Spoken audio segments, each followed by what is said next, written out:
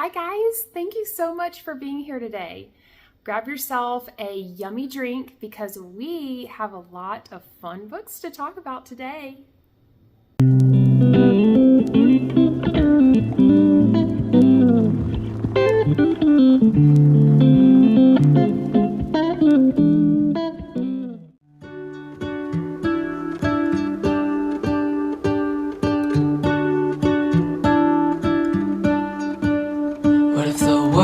Had more of your smile. What if the wind could spread your love? What if your sweetness could reach everyone? There'd be no wars. Maybe the birds will sing about your heart. Maybe the trees will whisper the word. Maybe the sun will spread your joy to the ones who lost their hope.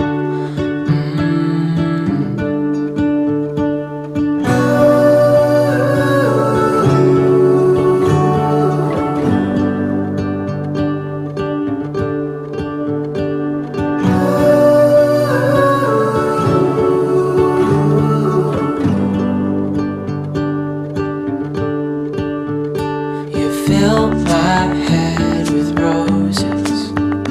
I can't help but dream away, standing on a field with you and flowers everywhere. Maybe there is a star with your name. One thing I know is that there should be. There is no one who has a heart as pure, no, not like yours.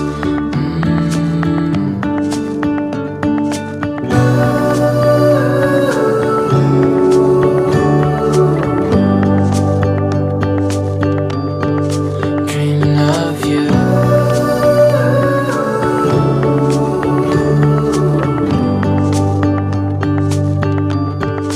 Dreaming of you.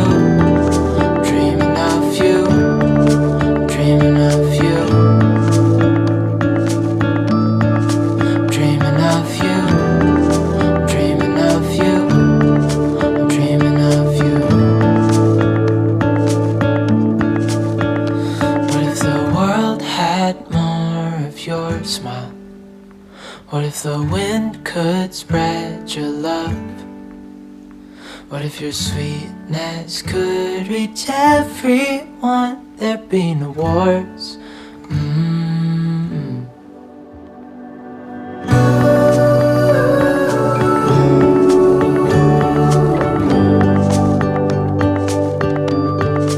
Dreaming of you.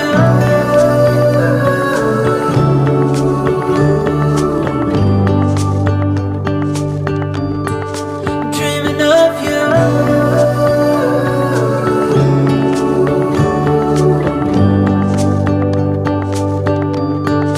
Dreaming of you.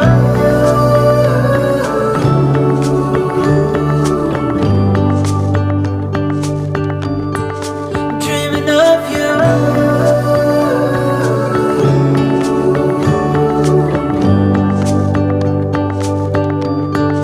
Dreaming of you.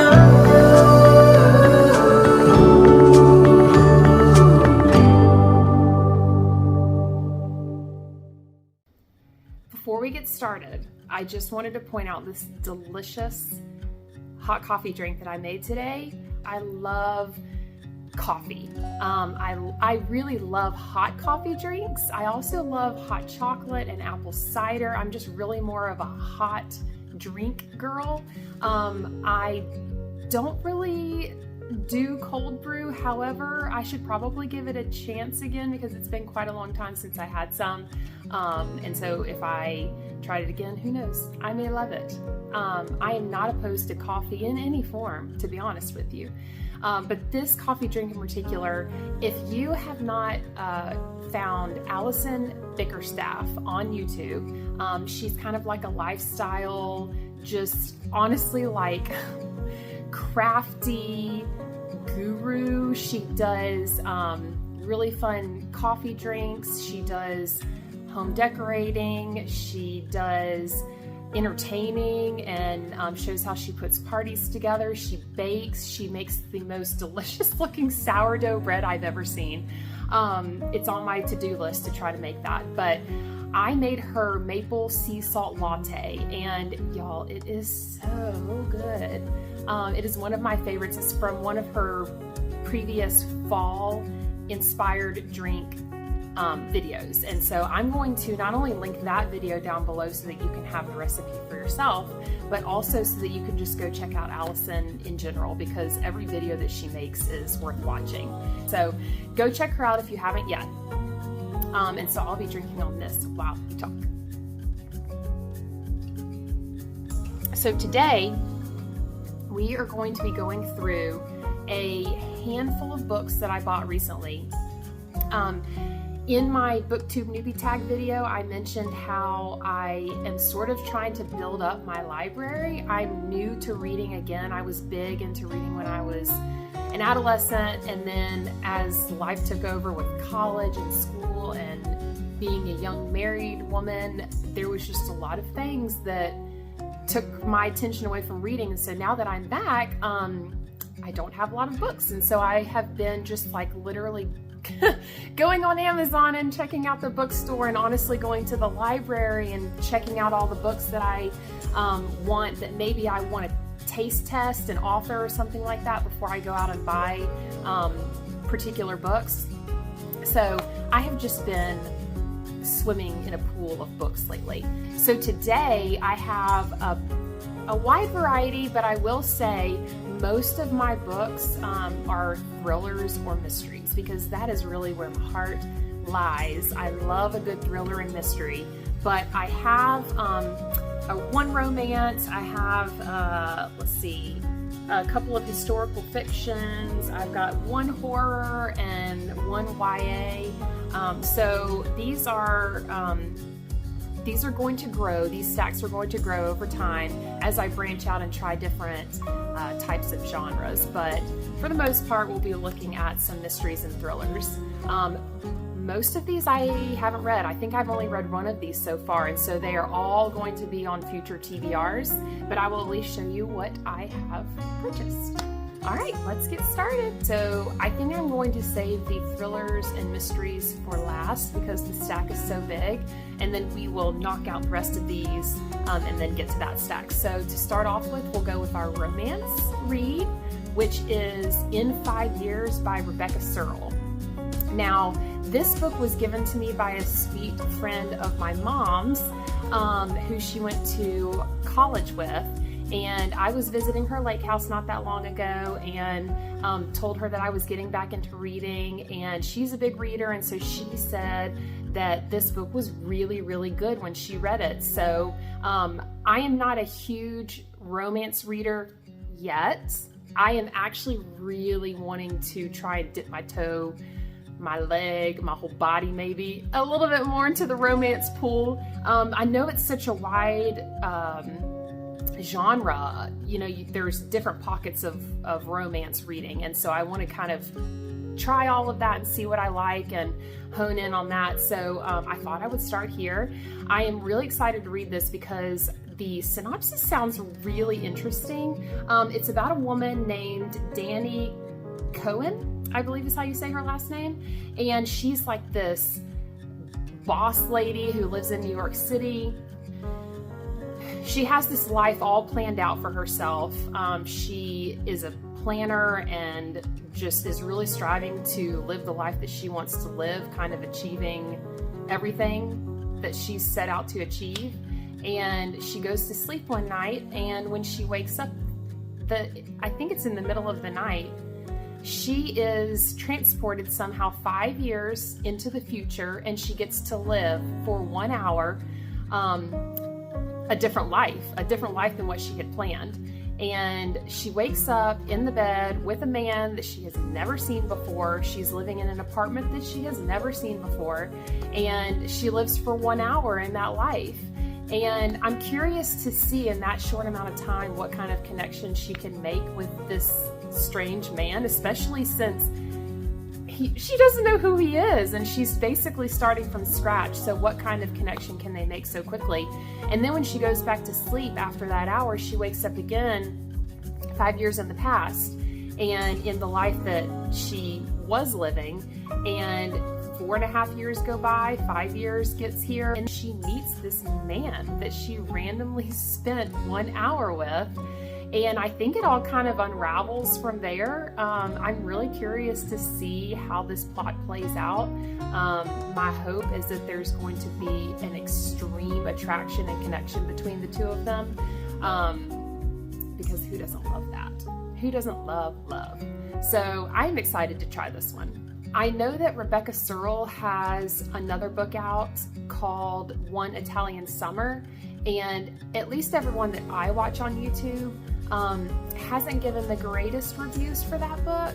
I know that everyone was really drawn to wanting to read that story because the audiobook is narrated by Lauren Graham, who I'm sure everyone in the world and their brother and their mom knows is Lorelai Gilmore on Gilmore Girls.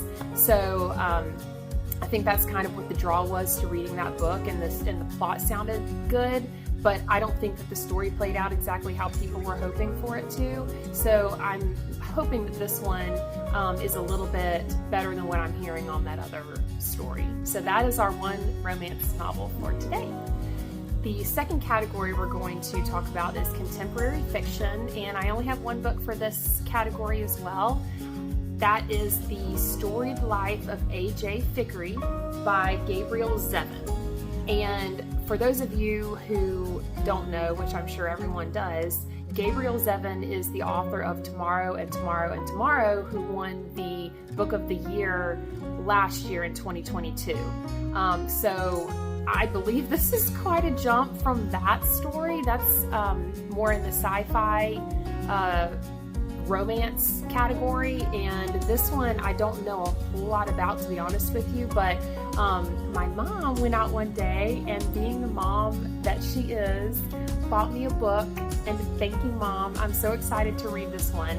I'm just going to read the back because I don't know much about it, but it's a very short book, as you can see. It says, A.J. Thickery's life is not at all what he expected it to be. He lives alone, his bookstore is experiencing the worst sales in its history, and now his prized possession, a rare collection of Poe poems, has been stolen. But when a mysterious package appears at the bookstore, its unexpected arrival gives Thickery the chance to make his life over and see everything anew. So it does sound like it has a little bit of mystery to it, and as you all know, I'm a big mystery girl, so I think that this will probably be one that I really like, and if I like this author's writing style, then I will be much more tempted to pick up Tomorrow and Tomorrow and Tomorrow to see if I like that one as well, so we'll see about this one. The next category that we're going to talk about is historical fiction, and I have never really been a historical fiction reader, but again, I'm really open to trying other genres and seeing what I like.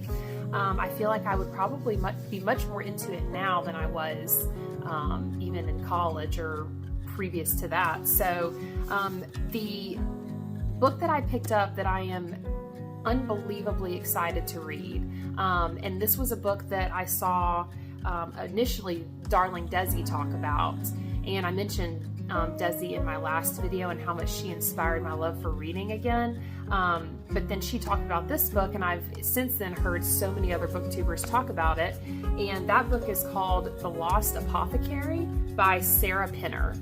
And I don't know a lot about this book, but I do know that it has the historical fiction aspect based on when it's set, but then also there's some magical elements too, and so I am really curious to see what this book is about. It says, a forgotten history, a secret network of women, a legacy of poison and revenge. Welcome to The Lost Apothecary. Hidden in the depths of 18th century London, a secret apothecary shop caters to an unusual kind of clientele. Women across the city whisper of a mysterious figure named Nella, who sells well-disguised potions to use against the oppressive men in their lives. So a strong female lead, I like that. Then, 200 years later, aspiring historian Caroline discovers an aged apothecary vial in the river Thames. As she is newly grappling with the searing betrayal of her husband's infidelity, a curious research project is exactly the distraction Caroline needs. But when she discovers a link between the vial and London's long unsolved apothecary murders, Caroline's unpinned present soon collides with an explosive history, binding her fate to Nella's in a stunning twist that transcends the barrier of time. So this is one that I am very excited about. And then the second book that I picked up is actually by the same author. I just got it from Book of the Month last month, and it's The London Seance Society, a novel by Sarah Penner again. So again, I don't know much about this story, but I saw on Liv's Library where she was reading this, and at the point where she was talking about it, she said that it was really engaging. It had that sort of magical, mystical element again, and being historical fiction. So I am curious to read this one as well. And I'll just read the very top that says, amid the shrouded parlors of Victorian London, two daring women hunt for truth and justice in the perilous art of conjuring the dead. It's set in 1873, so I'm really excited to read this one. I honestly thought about saving both of these books for like the fall spooky season, but I'm so ready to read them now that I think I may go ahead and pick them up. And I honestly have such a huge backlist that I want to read. My TBR for basically August through October, maybe November, is going to be just bogged down with spooky, magical, fantasy, horror, books that I want to get to, and so I don't know if I'm going to have time to read these. So I thought I would go ahead and do that, and I even thought about maybe doing these during the Summerween readathon. It seems like a good time to do it because it's like I don't have to wait till fall, but it still kind of takes place during a time when we're all going to be thinking spooky thoughts. So I think that may be when I pick these two up. We'll see. Our next category is YA fiction, and I have one book for this one as well. And I have been so excited to read this book because I've heard nothing but good things on BookTube about it. And that book is The Inheritance Games by Jennifer Lynn Barnes. And I know that this is a trilogy, and I believe all 3 books are out, so I'm late to the game, but I am so excited to read this book. And I honestly love series, so I'm really interested if I enjoy these characters as much as what I've heard people talk about in the story and watching it all unfold. I know that I'm going to want to pick up the next one like as soon as I finish this book. But from what I've heard, this is very similar to Knives Out, and has a little bit of a clue aspect to it, which when I was growing up, and this is a story for another day, but I was huge into watching mysteries and whodunits, so Clue was one of my absolute favorite movies. And so with that said, I'm like, well, goodness, I'm probably going to absolutely love this book. The front of it says, she came from nothing, they have everything, let the games begin. And what I know about this book is that there is a girl, Avery Grams, who is in high school, and she's just trying to make it through. She's trying to live her life and get through high school as quickly as possible and move on. But then there is a billionaire, Tobias Hawthorne, who dies. She doesn't know this man, and he leaves her his entire inheritance. She is completely confused. She doesn't know the connection. She's wondering why this is going on. But there's one catch, that she has to go stay in his huge, beautiful, I'm assuming probably very gothic castle-like mansion to be able to get that inheritance. And when she gets there, she finds out that there are 4 grandsons that thought they were getting everything, and then they didn't, and their grandfather left them nothing. And the thing that interests me the most about this on the back is that it says, The only catch, Avery must move into his sprawling mansion full of secret passages, riddles, and codes. So it very much almost even has like a escape room style storyline to it. So I am very, very excited to read this book. So I will let you guys know what I think about it when I do.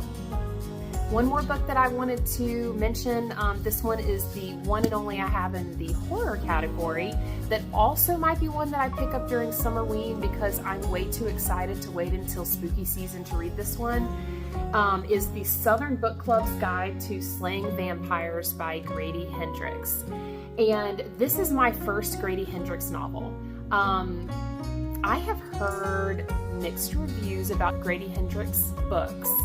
I think there are certain books that people love and there are certain books that they don't love as much. It's not that everybody loves him or you don't love him. It's like every book is different based on what I'm seeing people say. And it seems like there's a heavier audience for particular books. And then there are some books that only a couple people like. So I'm not really sure what I'm going to think about Grady Hendrix, but I'm excited to see. I'm excited to see what all the hype is about. But this just is giving me sort of summery vibes. Like it's about I believe a group of women who live in a community, and there's a male neighbor that moves in, and they believe there's a chance that he could be a vampire, and so they start investigating and trying to figure out what the heck is going on with this guy. And I just get the vibe of like all these women in the summertime, like peeping over their hedges and looking at what he's doing and trying to figure out what's going on. So I could be wrong. This could be set in October, but we'll just see. I think I'm going to love it no matter what time of year that I read this. But I will just read the inside since this is new to me. Patricia Campbell's life has never felt smaller. Her husband is a workaholic. Her teenage kids have their own lives. Her senile mother-in-law needs constant care, and she's always a step behind on her endless to-do list. The only thing keeping her sane is her book club, a close-knit group of Charleston women united by their love of true crime. Then James Harris walks into her life during the summer of 1993. Oh my gosh, I have so many things that I'm loving about this already. He makes her feel things she hasn't felt in years, but when children on the other side of town start to go missing, Patricia wonders if he's connected. Is he Brad Pitt, a Bundy, or something much worse? And oh my gosh, you guys. Okay, so many things I love about this. I love that it's set in Charleston because I visited Charleston once, and that town is so beautiful and so full of life and color and vibrancy. And I don't think I've ever read a book that's set in Charleston, so I'm very excited about that. It'll be great if there's reference to certain buildings or places in town that I might have visited. That would be really fun. I also love that they're obsessed with true crime, her little book group. First of all, there's a book group. It's fantastic. Who doesn't love a book group in a book? And the fact that they're obsessed with true crime makes it all the more interesting. And of course, that's going to make them very suspicious people. So it fits in with the story of this man moving in. And I love the fact that this is set in 1993. I am obsessed with the 90s, the 80s and the 90s all day long. And I am a 90s girl. I grew up in the 90s, in my opinion, and no one will ever convince me differently that the 90s was the best decade to grow up as a child. I mean, anyone out there who's a 90s kid understands what I'm saying. Disney Afternoon, Nick at Night. I was talking the other day about when I took my son to his book fair at school, and I told the lady, do y'all still have those color-changing pencils that they used to sell at the book fairs? You guys know what I'm talking about. The ones where you could slide your fingers down them and they would change rainbow colors. I mean, the 90s were fantastic. So I am very excited to read this book, and we'll just see when I pick it up. Okay, we have finally made it. Up next is the thrillers and mysteries. This first book I picked up at my local library, actually. It's Firstborn by Will Dean. And this is obviously a book of the month. And we have in our local library a tiny little bookshop in the back, and you can find paperbacks for 50 cents and the hardbacks, hold your breath, $2, guys. I bought this for $2. And this was on my backlist TBR within Book of the Month, and so I was like dying when I saw this on the shelf, and I snatched it up immediately. I don't know a lot about it. I do know that there's a lot of mystery to it. I think there's 2 twins, and then one of them maybe passes away, and the sister that's still living tries to figure out what in the world happened to her twin. So it's very intriguing, and I can't wait to pick this one up. The next book that I picked up, thank you to Heather from Bookables. I've seen a bunch of people talk about, but the way Heather talked about it really made me want to pick it up. And it was on, I think it was on her top 10 list of 2022, is In My Dreams, I Hold a Knife by Ashley Winstead. And I believe this is about 6 friends who went to school together. I think it was in college, and one of their friends dies. And there's something that happened one night years and years ago, 10 years ago to be exact, when they were in college together. They all come back together again for their 10-year college reunion, and they decide that they are going to hunker down, no one is going anywhere, lock the doors, hash it out, and figure out what in the world happened that night and who killed their friend. So this is going to be really interesting, and yeah, I can't wait to grab this one too. The next book is one in a series as well, and I heard this recommendation through Darling Desi, through Liv at Liv's Library, and Lauren from Lauren Love Reads, and that is the Shady Hollow series. And yes, I am jumping on the Shady Hollow bandwagon. I wasn't sure if this was a series I was going to like because of the fact that it's about a group of animals that live in a little woodland community, and this is Vera Vixen the fox, and she is a local news reporter, and there is a murder that happens to one of the local animals, and so she decides to take it upon herself to try and solve the mystery.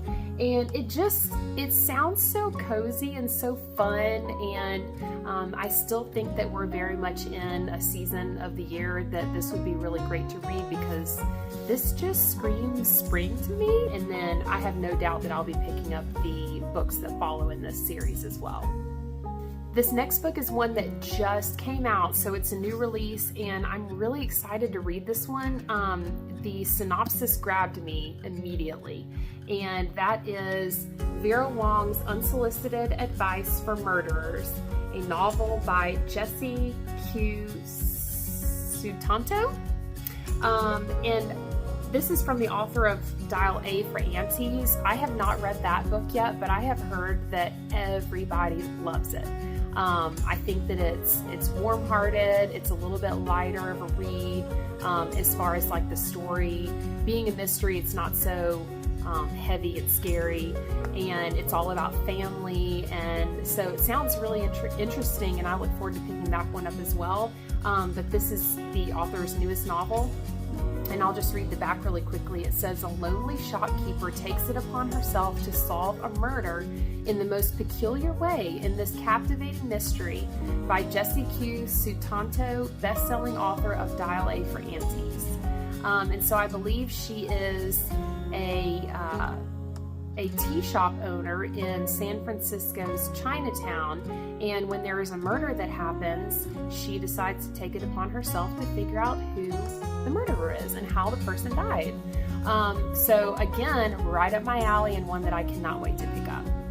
This next book is one that I have seen, of course, all over BookTube as well, but I think I may be a little late to the game on this one, although it's never too late. It is never too late to pick up a new author and a new book. And so this is a new author for me, and her name is Simone St. James, And this particular book that I grabbed is called The Book of Cold Cases. I honestly want to read like every book that this author has written because they all look so intriguing to me. But this one in particular, just that cover grabbed me. I mean, look how beautiful and intriguing and mysterious this looks. The back says, a true crime blogger gets more than she bargained for when interviewing the woman acquitted of 2 cold case slayings. And it takes place in a dual timeline in 1977 and 2017. So I've always been interested and love reading the dual timeline stories. I think that this one will be really fun to read, and so more than likely I'll pick it up sooner than later.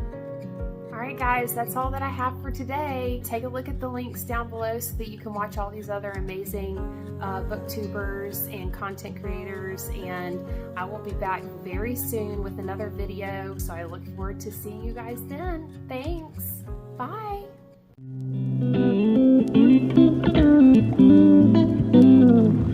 Thank you.